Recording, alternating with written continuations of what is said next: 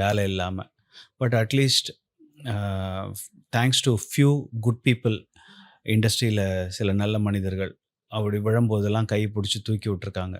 சில channels I don't want to mention the name. But சில சேனல்ஸ்லாம் என்னை கூப்பிட்டு அட்லீஸ்ட் யூ கம் ஒரு ஜட்ஜா உட்காரு இது பண்ணிட்டு. ஸோ அதில் ஏதோ ஒரு வாழ்க்கை ஓட்டிகிட்டு இருக்காது. பட் என்ன இருந்தாலும் பாடுற சுகம் ஒன்று வராதுல்ல. ஸோ இப்போ எல்லாம் அந்த நாஸ்டாலஜிக் எல்லாம் வருது. இப்போ இட்ஸ் ஆல் கம்மிங் பேக் அப்படிங்கும்போது ஓகே எல்லாம் இவன் தான் அப்படின்ற மாதிரி ஒரு ஓகே. ஸோ இப்போ நெறைய ஷோஸ், ஸ்டேஜ் ஷோஸ் பண்ணிட்டு இருக்கீங்க. முன்னாடிய விட இப்போ நெறைய இருக்கு. ஸோ இப்போ இந்த மக்களோட லவ் எல்லாம் பார்க்குறப்போ how does it feel for you? Because ஷாக்கிங்காக இருக்கும். ஆ.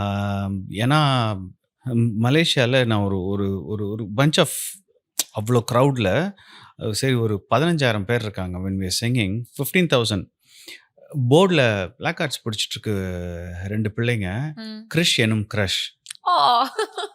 நான் நான் அதுக்கப்புறம் அவங்கள அந்த பிள்ளைங்கள வர சொல்லுங்க அப்படின்னு சொன்னேன். அதுக்கு வந்துச்சு என்ன, டேய் என்னடா வயசு உனக்கு அப்படின்னேன். அண்ணே 22ண்ணே அப்படின்னு. இந்த பாட்டே 18 வருஷம் ஆச்சுடா வந்து, உனக்கு 4 வயசு தானடா ஆச்சு, எப்படிடா இதெல்லாம் செலிப்ரேட் பண்ணுறீங்க, ஏன் இந்த மாதிரி பண்ணுறீங்கன்னு.